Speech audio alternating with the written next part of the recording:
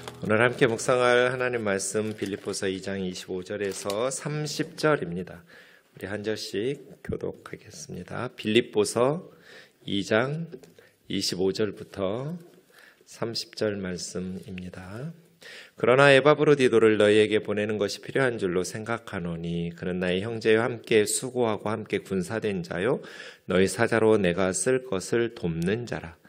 그가 너희 무리를 간절히 사모하고 자기가 병든 것을 너희가 들은 줄을 알고 심히 근심한지라. 그가 병들어 죽게 되었으나 하나님이 그를 긍휼히 여기셨고 그뿐 아니라 또 나를 긍휼히 여기사 내 근심 위에 근심을 면하게 하셨느니라. 그러므로 내가 더욱 급히 그를 보낸 것은 너희로 그를 다시 보고 기뻐하게 하며 내 근심도 덜려 함이니라. 이러므로 너희가 주 안에서 모든 기쁨으로 그를 영접하고 또 이와 같은 자들을 존귀히 여기라. 그가 그리스도의 일을 위하여 죽게 이르러도 자기 목숨을 돌보지 아니한 것은 나를 섬기는 너희의 일에 부족함을 채우려 함이니라. 아멘. 우리가 빌립보서 2장 말씀을 이제 계속 금요일마다 제가 설교했었는데요. 빌립보서 2장의 흐름을 보시면 1절에서 4절까지는 빌립보 교회의 분쟁에 대해서 하나 되라는 권면이 있었습니다. 너희가 정말 나의 수고를 기억한다면 분열과 분쟁이 아닌 한마음 한뜻으로 주의 일을 위해서 하나가 되라입니다. 분열이 왜 일어나는가? 분열의 원인은 다툼과 허영 때문이었습니다. 다툼이라고 번역된 말은 경쟁, 라이벌의식.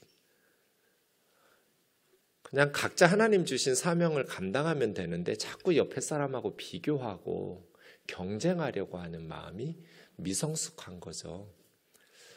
교회 안에 유오디아와 순두개가 서로 경쟁하면서 다툼이 있었습니다. 허영이라는 것은 헛된 영광이죠. 하나님이 기뻐하시는 참된 하나님의 칭찬이라기보다는 세상의 인정, 사람들의 칭찬, 허영이죠. 다툼과 허영이 분쟁의 원인이었다면 그 교회의 분쟁을 해독시키는 유일한 해독제는 겸손이었습니다.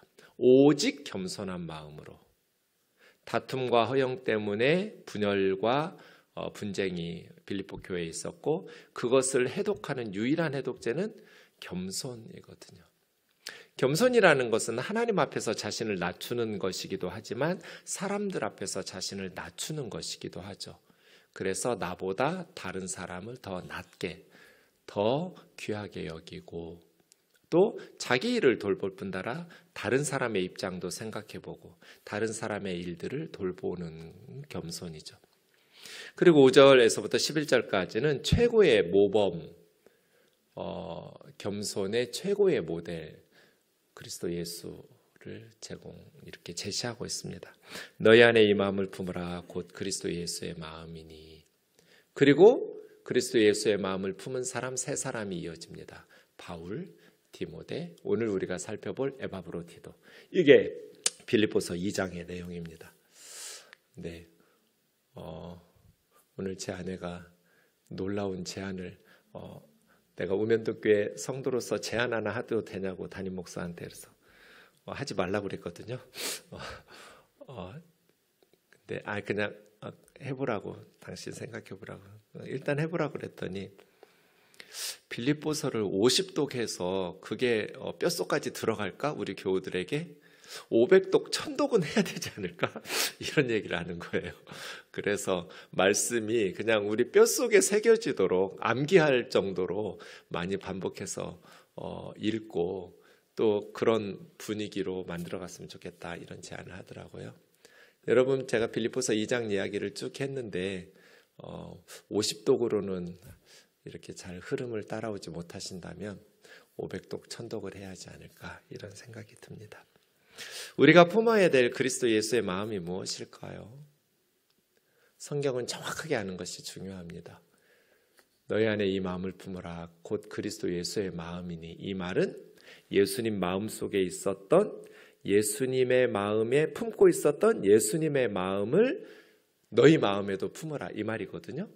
너희 안에도 예수님 마음속에 있었던 마음, 예수님 마음속에 있었던 생각, 예수님 마음속에 있었던 것을 너희 마음속에도 가지고 살라는 거잖아요. 너희 안에 이 마음을 품으라 곧 그리스도 예수의 마음이니. 그럼 그리스도 예수의 마음이 뭔데요? 그거 이제 6절부터 8절까지 나옵니다. 그리스도 예수의 마음은 예수님 본체, 하나님 본체이시지만 하나님과 동등됨을 취할 것으로 여기지 않으시고 자기를 비워내고 세상에 오셨다는 거잖아요.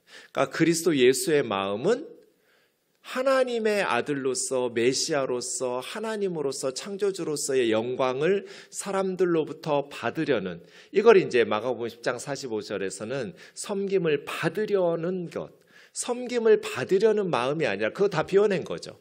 사람들로부터 칭찬받고 인정받고 섬김 받으려는 마음은 다 비웠어요. 케노시스였어요. 그리고 어떤 마음을 가지고 오셨어요?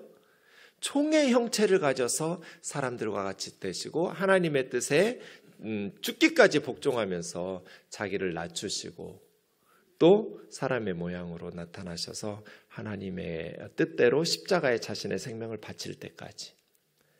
그러니까 예수님의 마음에 있었던 그 마음은 섬김받고 칭찬받고 인정받고 이게 아니고 마땅히 받으셔야 될 분인데, 하나님의 본체이신데 그거 다 비워내고 세상에 오실 때 자기를 낮추시고 죽기까지 하나님의 뜻에 복종하면서 종의 모습, 종이 뭐예요? 로마 제국의 가장 밑바닥의 계층, 섬기는 사람이죠. 그래서 마가복음 10장 45절처럼 생명을 대속물로 내줄 때까지 섬긴다, 이렇게 작정하고 오신 거예요. 이 예수님이 하신 말씀이잖아요. 인자가 온 것은, 내가 세상에 온 이유는 섬김 받으려고 온 게 아니다, 섬기려고 왔다. 이게 그리스도 예수의 마음이에요. 자기 목숨까지 많은 사람의 대속물로 주려고 왔다. 너희 안에 이 마음을 품으라, 그리스도 예수의 마음이니. 우리 안에 품어야 될 예수님의 마음은 바로 이 마음이죠. 사람들로부터 인정받고 칭찬받고 그런 마음이 전혀 없었어요. 그건 다 비워냈어요. 종의 형체를 가지고 섬기려고 오신 분이죠. 자, 이 그리스도 예수의 마음을 사도 바울은 가졌는가? 가졌죠. 자기가 주인공이 되려고 하지 않았어요. 성도들의 믿음의 재물과 섬김 위에 자기는 장식품으로, 전제는 그냥 짐승제사에 포도주나 곡주를 붓는 데코레이션이거든요. 더 하나님 앞에 향기롭게 드려질 수 있도록 덧붙이는 거예요. 장식품 같은 거죠. 바울은 사람들로부터 인정받고 칭찬받고 자기의 영광과 자기의 명예와 이런 사역자가 아니었어요. 성도들이 하나님께서 기뻐하시는 믿음을 가진다면, 성도들의 헌신과 섬김을 하나님께서 더 아름답게 받으실 수 있다면, 나는 그냥 생명을 전제로 쏟아 부어도 기뻐하고 억지로가 아니라 그냥 기쁨으로 나는 전제로 너의 믿음과 섬김에 쏟아 부어도 좋다는 거죠. 예수님하고 똑같은 사람이에요. 자기가 높임 받겠다는, 섬김 받겠다는, 인정 받겠다는, 그래도 내가 사돈데, 그래도 내가, 이런 게 전혀 없어요. 이 마음을 가지고 사역하는 사람이에요, 바울은. 디모데는 어땠어요? 디모데도 이소스 푸시케, 푸시케는 영혼이죠. 이소스는 이퀄, 똑같다는 뜻이에요. 똑같은 영혼으로, 바울하고 똑같은 영혼으로, 이건 이제 우리 성경은 뜻을 같이 하여 이렇게 번역했어요. 직역하면 같은 영혼으로예요. 나하고 같은 영혼의 사람, 디모데. 바울이 인정한 거죠. 디모데, 나하고 영혼이 똑같은 사람이다. 그래서 자신의 영광과 자신의 인정과 사람들로부터, 교회로부터 칭찬 관심이 없었어요, 디모데는. 너희 사정을 진실히 생각할 자, 교회와 성도들의 사정을 진실되게 위한 사람. 바울 같은 사람, 예수님 같은 사람, 그리스도 예수의 마음을 품은 사람이에요. 디모데도 동일했어요. 오늘 마지막 에바브로디도. 에바브로디도는 축약형이 이제 에바브라죠. 에바브라라는 사람이 골로새 교회 리더 중에 한 사람인데 동명이인이에요. 에바브로디도. 이 에바브로디도는 그리스도 예수의 마음을 품은 사람인가? 25절에서부터 30절까지 보면 되겠죠. 그러나 왜 그러나냐면 빌립보 성도들이 에바브로디도에게 선교 헌금과 편지를 써서 바울에게 보냈어요. 로마로. 그러니까 에바브로디도는 빌립보 교회의 대표예요. 너희 사자로 내가 쓸 것을 돕는 자라 그랬잖아요. 25절 끝에. 빌립보 교회 성도들이 보낸 사람이에요. 사자라고 번역한 이 아포스톨로스는 보내심을 받은 자 그런 뜻이에요. 사도라는 뜻이 아포스톨로스잖아요. 사도라는 뜻이 보내심을 받은 자. 예수님도 사도죠. 하나님이 세상에 보내셨잖아요. 아포스톨로스라고 그래요. 예수님도. 또 예수님이 12사도를 택하셔서 세상에 보내시죠. 예수님이 보내셔서 보내심을 받은 사도죠. 그러니까 너희 사자, 이게 아포스톨로스, 사도라는 말하고 똑같은 단어예요.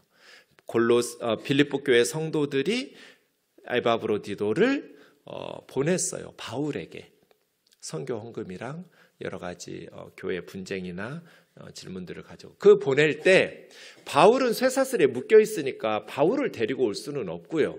지금 빌립보 교회 분쟁도 있고 좀 힘든 상황이니까 디모데를 보내달라고 요청했어요. 에바브로디도 편에 보내면서 디모데라도 바울은 못 오니까 지금 감옥에 투옥 중이니까 디모데를 빌립보 교회 우리 교회 좀 보내주세요. 근데 바울이 디모데를 보낼 수 없었어요. 그래서 앞에서 무슨 얘기했냐면 내가 여기 로마 사정을 보아서 이 사람 디모데를 속히 보내주기를 원하고 이 우리 교회 사정, 이 로마 지역의 선교 사정, 교회 사정을 봐서 어느 정도 디모데가 떠나도 자리를 비워도 되겠다라고 판단이 되면 속히 보내주겠다는 거예요. 근데 지금 보낼 수는 없었어요. 또 나도 풀려나서 너희와 함께 있기를 확신한다. 이렇게 말하면서 그러나예요. 그러나 나는 아직 풀려나지 않았으니까 갈 수 없고 디모데도 너희가 요청했던 디모데도 지금 여기 사정 때문에 보내줄 수는 없지만 에바브로디도는 너희에게 보낸다는 거예요. 너희에게 보내는 것이 필요한 줄로 생각하노니. 이 생각하노니가 이미 과거형, 완료형이에요. 왜냐하면 이 편지 읽을 때 에바브로디도는 이미 빌립보에 도착했을 테니까요. 에바브로디도가 편지 가지고 왔을 테니까 빌립보서를요. 완료형으로 쓴 거예요. 그러면서 에바브로디도를 세 가지로 표현해요. 에바브로디도는 사도 바울에게 어떤 사람이었는가? 그는 나의 형제요. 형제, 아델포스. 형제라는 건 뭐예요? 어머니 아버지가 같으면 형제죠. 아버지가 같으니까 형제예요. 그런데 이 형제라는 말은 깊은 사랑이 담겨져 있어요. 그냥 단순히 같은 회사 동료가 아니라 형제라고 애정 있는 단어예요. 가끔 그런 생각해요. 식당에서 일하는 아줌마나 아가씨나 형이 남자 직원들이 내 동생이나 우리 어머니나 우리 형이나 그렇다면 사람들이 그렇게 함부로 할까요? 안 할걸요. 내 동생이 지금 일하고 있다고 생각하면 우리 어머니가 일하고 있다고 생각하면 함부로 하지 않을 거예요. 이게 교회라고 저는 생각해요. 교회는 우리가 형제라는 것을 가르치는 것, 자매라는 것을 가르치는 것, 가족이라는 것을 가르치는 것이에요. 그 훈련으로 세상에서도 그렇게 살아야 돼요. 믿음은 없지만 세상 사람들도 교회에서 배운 대로 소중히 여기는 법을 실천한다면 크리스찬들이 세상의 소금과 빛이 되지 않을까요? 근데 교회에서도 남남인데 세상에서 무슨 형제 자매처럼 사랑하고 섬기고 그게 되겠어요? 그는 나의 형제. 네. 아버지가 같다. 우리는 하나님 아버지가 같다. 그리고 정말 소중한 사람이다. 함께 수고하고, 쉰이라는 말은 시너지, 심포니 할 때 쉰이죠. 그건 함께라는 뜻이에요. 쉰. 에르고스가 일하다니까 함께 수고하고, 이 말은 쉰 에르고스는 동역자, 함께 일하는 사람, 함께 일하는 자. 그러니까 교회를 위해서, 하나님의 나라를 위해서는 동역자라는 뜻이에요. 에바브로디도는 나와 함께 복음을 위해서 일하는 동료, 동역자다. 함께 일하는 사람. 그 다음에 함께 군사됐다라는 말은 스타티오테스라는 말이 군인이란 뜻이에요. 쉰, 이게 이제 스로 시작해서 쉬스가 됐어요. 쉬스타시오테스, 이 말은 함께 군인된 그런 뜻이니까 전우란 뜻이겠죠. 원수들과 싸울 때는 함께 목숨 걸고 싸웠던 전우다. 에바브로디도. 하나님 안에서 형제고, 복음을 위해서 사역할 때는 동역자이고, 원수들과 싸울 때는 같이 힘을 합해서 원수들과 싸우는 전우다. 우리 우면동 교우들이 서로에게 형제 자매가 되고 동역자가 되고 전우가 되기를 주의 이름으로 축원합니다. 그리고 너희 사자로 내가 쓸 것을 돕는 것. 사도 바울의 선교적 상황에서 필요들을 채우기 위해서. 그래서 이제 빌립보서 4장 18절에 보면 내게는 모든 것이 있고 풍부하다고 바울이 말하면서 에바브로디도 편에 너희가 보내준 선교 헌금 잘 받아가지고 나 지금 풍족하다. 선교 헌금이 향기로운 제물이고 하나님 기쁘시게 한 것이다. 그렇게 고백합니다. 나의 필요를, 나의 쓸 것을 돕는 자, 너희의 사자로. 에바브로디도입니다. 그런데 26절에 보면 에바브로디도가 너희 모두를 간절히 사모한다. 그래서 내가 보낸 건데 왜 특별히 너희 성도들을 에바브로디도가 간절히 보기를 원했냐면 자기가 병든 것을 교회 성도들이 들은 줄을 알았어요. 에바브로디도가 병든 사람 보낸 건 아니에요. 건강하니까 보냈겠죠. 긴 여행에. 건강했을 때 보냈는데 왜 에바브로디도가 병들었는지는 모르겠어요. 중간에. 근데 심각했나 봐요. 죽기에 이르러도 30절에 그러거든요.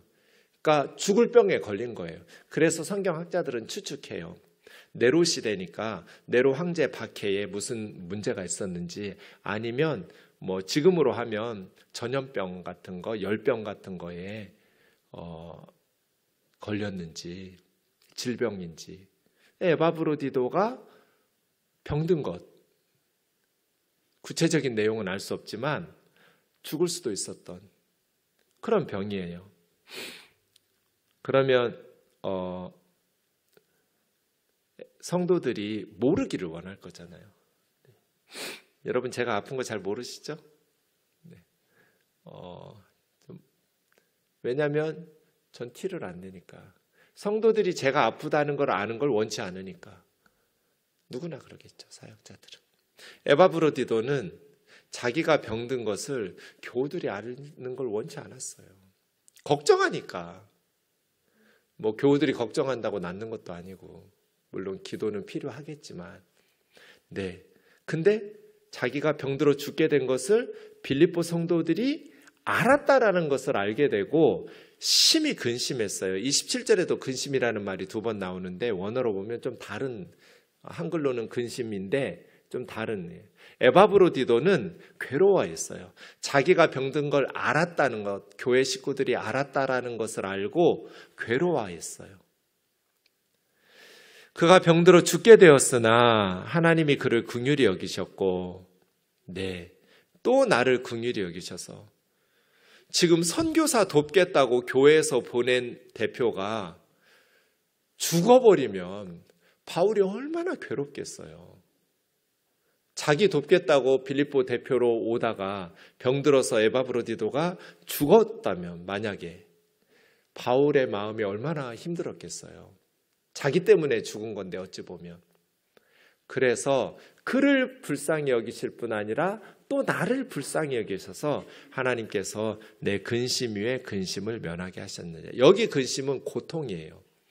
고통 위에 리페, 에피리페, 근심 위에 근심을 면하게 하시려고 고쳐주신 거예요. 그래서 건강해진 에바브로디도를 빌립보 교회 성도들이 다시 재회하면서 기뻐할 수 있도록, 디모데는 여기 사정 봐서 속히 보내줄게. 나도 풀려나는 대로 너희와 함께 있을 것을 확신해. 그러나 에바브로디도를 급히 속히 너희에게 보내는 이유는 이런 저간의 사정이 있었던 거예요. 그러므로 내가 더욱 급히 그를 보낸 것은 너희로 그를 다시 보고 기뻐하게 하며 나의 근심도 리페, 고통을 줄이는 거예요. 알리포테로스, 리페를, 근심과 슬픔을 줄이려고 급히 보낸 거다. 그러므로 너희가 주 안에서 모든 기쁨으로 에바브로디도를 영접하고, 모든 기쁨으로 영접이건 개선장군 환영하듯이 전쟁에서 승리한 나라를 지킨 그런 개선장군을 환영하듯이 모든 기쁨으로 환영하고 영접하고 이와 같은 자들을 존귀하게 여기라. 어떤 자이기에요? 30절, 그가 그리스도의 일을 위해서, 예수 그리스도의 복음을 위해서 죽기에 이르러도 자기 목숨을 돌아보지 않았다는 거예요. 고향으로 돌아갈 수 있었잖아요. 죽을 병에 걸렸으면 빌립보로 돌아가야죠. 그런데 에바브로디도는 어떤 선택을 했어요? 죽으면 죽으리다예요. 이 선교 헌금을 전해줘야 된다는 거예요, 바울에게. 그리고 디모데를 데리고 와야 된다는 거예요. 디모데 데리고 오지 못하면 우리 교회의 분쟁 상황에 대한 바울의 편지라도 써줄 거 아니에요. 교회 살려야 된다는 거예요. 교회 분쟁을 없애야 된다는 거예요. 분쟁뿐 아니라 3장에 또 여러 가지 유대인들에 대한 질문들도 있었어요. 그러니까 바울의 선교와 이 복음과 교회를 위해서 그냥 나는 가다가 죽어도 좋다는 거예요. 그래서 로마까지 간 거예요. 죽을 병에 걸렸는데 멈추지를 않고 빌립보로 되돌아가지를 않고 죽기에 이르러도 자기 목숨을 돌보지 않고 로마에 가서 바울 편지 들고 온 거잖아요.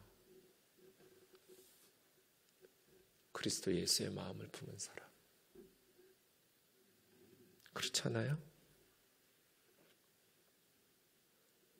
자신을 돌보지 않고 교회를 사랑하는 사람.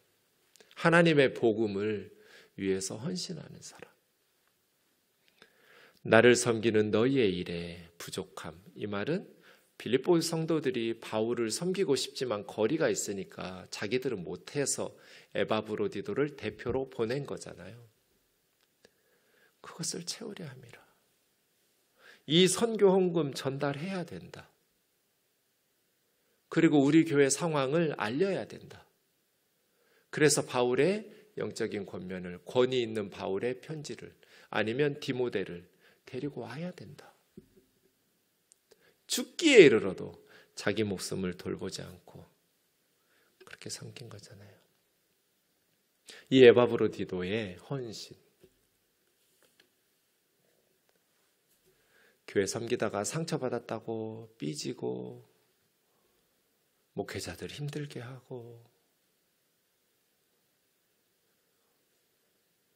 언제까지 그렇게 유치하게 어린아이처럼 신앙생활해요? 죽기에 이르러도 자기 목숨을 돌보지 않고 복음을 위해서 자기 목숨을 바쳐서라도 그 일들을, 사명들을 감당하는 사람들이죠. 그래서 이 마음을 가진 사람, 그리스도 예수의 마음을 사람 에바브로디도는 30절 같아요. 저는 그리스도의 일을 위해서 죽기에 이르러도 자기 목숨을 돌아보지 않고 선교와 교회를 위해서 희생하고 헌신한 사람. 이런 사람들을 귀하게 여겨라. 존귀하게 여겨라. 가치 있게, 정말 값진 사람이다.